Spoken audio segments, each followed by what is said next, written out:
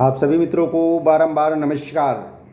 मित्रों, बहुत ही मार्मिक और जो भी जीवन सदुपयोगी कथाएं हैं मैं ढूंढ ढूंढ के आप लोगों के बीच में प्रस्तुत करता हूं और आशा करता हूं कि आप लोग इस सब में से कुछ न कुछ निचोड़ जरूर निकालते होंगे। खैर, आजकल की हमारी जो युवा अवस्था है, हमारे जो युवा नौजवान भाई हैं, वो कहते हैं इसमें कहाँ पड़े हो। मित्रों, सब अपना अपना रंग, अपना अपना ढपली, अपना अपना राग है। मुझे चाहत है उस प्रभु की, आपको चाहत है जिसकी भी।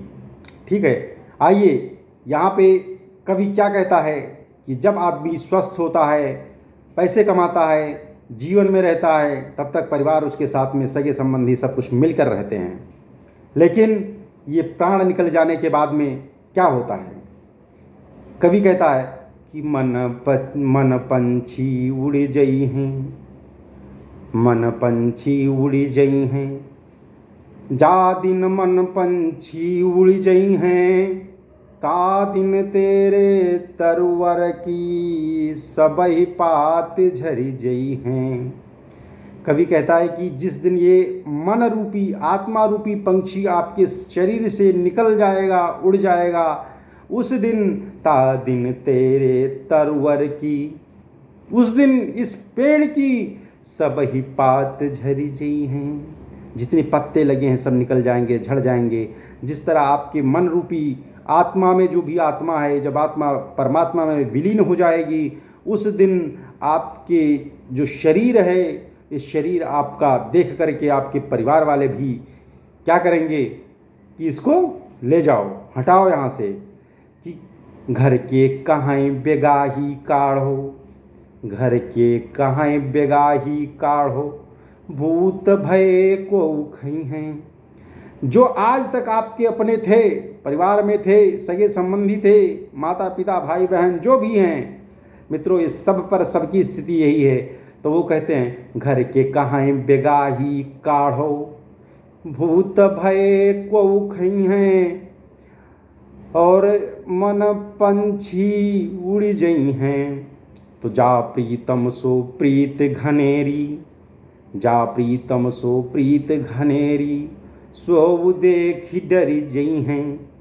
जिनसे तुम्हारी घर में इतनी प्रेम थी, प्रीतम थे, पति पत्नी का संबंध था जी, सब कुछ न्यौछावर कर रहे थे, वो सब आपके शरीर को देख के डर लगेगा, उनको कहेंगे कि ये भूत हो गए, भूत बन करके घर को खाएंगे। अरे मित्रों, जो जीवन भर तुम्हारी रक्षा किया वो भूत बनकर क्या खाएगा? लेकिन यही सत्य है, इस जीवन की सत्यता यही है कि जिसके लिए आप पूरा जीवन सौंप देते हैं, न्यौछावर कर देते हैं, वही जीवन बेकार लगता है। कब?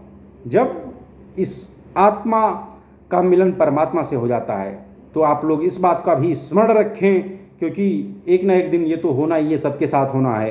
क्योंकि किसने कहा हुआ है, किसी कवि ने लिखा हुआ है, हमारे गांव में बहुत लोग गाते वाते हैं। हमारे गांव में मंगल मीटिंग होती है, मंगलवार को सुंदरकांड का पाठ होता है। पहले तो और गाना बजाना भी होता था, लोग इकट्ठा होते थे, बहुत अच्छा लगता था मित्रों। जो भी जिसके पास में होता था, लोग प्रसाद का वितरण भी करते थे, तो उसमें गाते थे। हमारे यहाँ बहुत सारे लोग हैं, उसमें से बहुत शास्त्री जी भी लोग, विद्वान लोग भी हैं, बहुत लड़के बच्चे भी इकट्ठा होते थे। क्या गाते हैं? भंवरवा के तोहरा संग जई हैं, भंवरवा के तोहरा संग जई हैं, आवे के बेरिया कोई न जाने, आवे के बेरिया सब कोई जाने। मित्रों, क्या कहते हैं कि आवे की बेरिया सब कोई जाने, घर घर बाजे बधाई, भंवरवा के तोहरा संग जाई। जब आप आए थे, जब पैदा हुए थे, हर्षोल्लास था, लोग बधाई बजा रहे थे, गाना हो रहा था। हमारे गांव में तो टीवी लगता था, लोग, अब तो नाच गाना होता था, नौटंकी होती थी लोगों को यहाँ। जिसके यहाँ नौटंकी हो जाए पैदा भय, तो समझ लो जो है कि लड़का, चाहे जो हो, मतलब वो घर वाले बड़ा आदमी माने जाते थे। ठीक है, तो यही कहें कि आवे की बेरिया सब कोई जाने, घर घर बाजे बधाई, और जाय के बेरिया कोई न जाने, हंस अकेले उड़ जाई। जाई के बेरिया कोई न जाने, हंस अकेले उड़ जाई।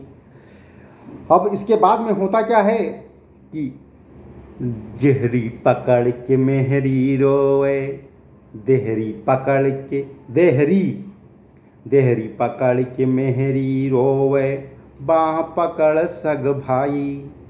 अब जब आदमी का देहावसान हो जाता है उस समय पूरे परिवार लोग परेशान हो जाते हैं और होता क्या है कि सब लोग रोते हैं, विलाप करते हैं कि आप बहुत अच्छे आदमी थे, पति थे, पत्नी थे, संबंध थे, लेकिन संबंध उसी दिन बिछड़ जाता है मित्रों। तो ये जीवन का सत्य है, चाहे मेरे साथ हो, आपके साथ हो, किसी के साथ हो, परिवार में हो, हम लोग देखे हैं घर परिवार में जो है।